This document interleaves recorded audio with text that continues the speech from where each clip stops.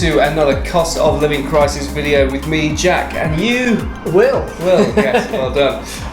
This week we are going to talk about seasonal giving, and it's quite an especially in the clothes department, Will. It's quite an interesting thing we've discovered over the time. People tend to donate clothes out of the seasonal period, if that makes sense. So you have your summer clear out and you get rid of all your, winter clothes. And what is useful to us in the summer. Your summer clothes. Which you haven't donated, but you do donate your summer clothes. In the winter. And we haven't got the storage capacity to hold on to all that stuff until the hot weather comes around, till the cold weather comes around. So, Will, we wanted to talk to everybody at home, no matter where they are, what charity they're donating to, how important it is to donate season-specific items. Yeah, so predominantly, as you know, we spoke about this quite a lot, our friends are carrying all their clothes with them, they're wearing all their winter coats. And really what we're trying to do at the moment is provide them with alternative clothing. So it's mainly t-shirts, light jackets, light coats, more t-shirts, something which will effectively be appropriate for the weather now, even although I know the weather's changing.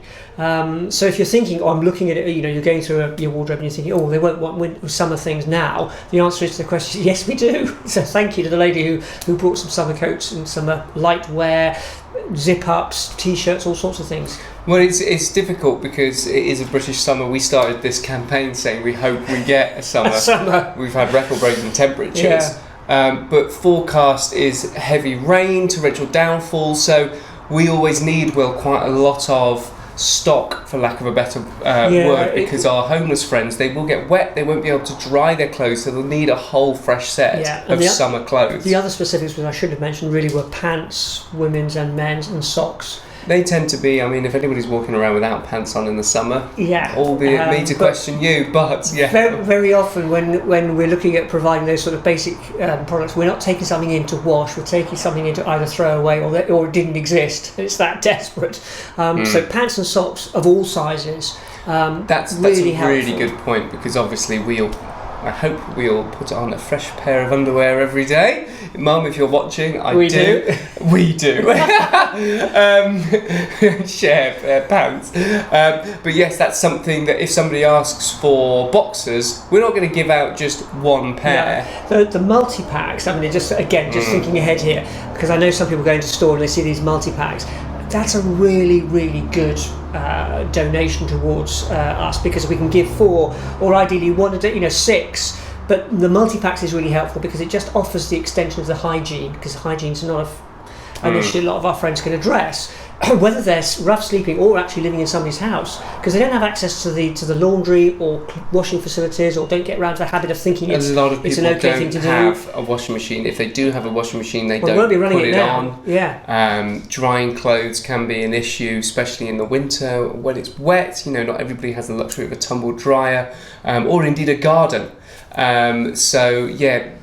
Donating lots of stuff that's seasonal is super, super helpful, because the turnover of stuff that people require is nice. And some people might say, well, you're on low income, you're struggling, beggars can't be choosers, and that kind of thing. But giving people self-respect is a path to improving somebody's overall standard of living. Of recovery. It's a path to being strong enough to deal with the addictions that somebody might have, or their inability to do whatever it is. Their self-worth. And you imagine you're dressing in the morning to go out, you're making choices, you're saying, I feel good in this particular t-shirt or whatever it is, and you go out your front door and you feel good to go. If we could offer that to our friends, even although it might be an odd t-shirt here and there, it's a fresh change of clothing, and it will make somebody feel better, and that gives them the opportunity to be presented better in whatever capacity that might be. You can see the change in people immediately. Yeah, straight away. And this particular person had a shower as well, so again, all of those things. The other thing I was going to mention was joggers as well. So they just are very useful because one size fits a lot of people, so we don't have a lot of belts to match the trousers, and so if you're looking for either items that you've got, joggers would be good. So joggers, pants and socks are the biggies, but just lots of light things at this time of the year is really helpful. We can still take in the other stuff, but the storage becomes a problem. And yeah, it's important that we try and replicate the climate, and the change of the climate is week within months. So again, just having that option of choice, it makes such a difference. We do have stuff, vital stuff, stored away for extremes. Yeah. So if suddenly it's very, very cold, if it goes very, very cold for a week in the autumn, we will have stuff where we can go, right, you're in desperate need, you've lost this, you've lost that, here is something. But we can't store absolutely everything. One last point, and I raised it a couple of times in the last month, was a couple of ladies who came in, and I just reminded them that they might see a person wearing their clothes out on the street, and these just happened to be husband's clothes who'd passed away, and don't be thinking, that's not going to affect me. It just might. Yeah, do be prepared to have some sort of emotion, and just be ready for that. But there are, clothing donations are an interesting one, because obviously there's a lot of charity shops. People have varying opinions about where clothes should go, where clothes shouldn't go.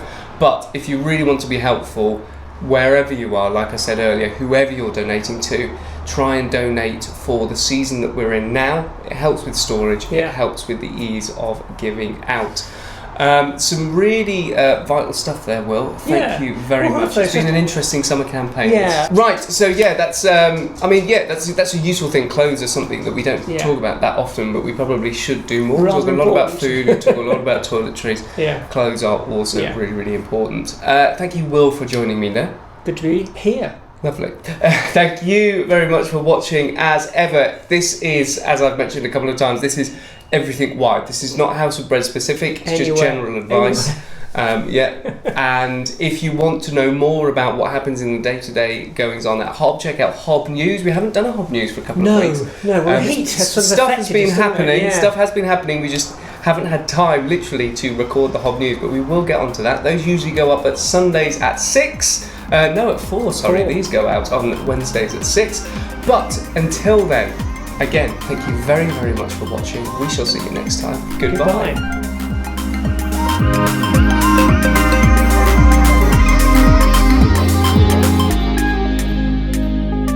To donate clothes out of the seasonal presets. So you have your clear out during the summer. What do you get rid of?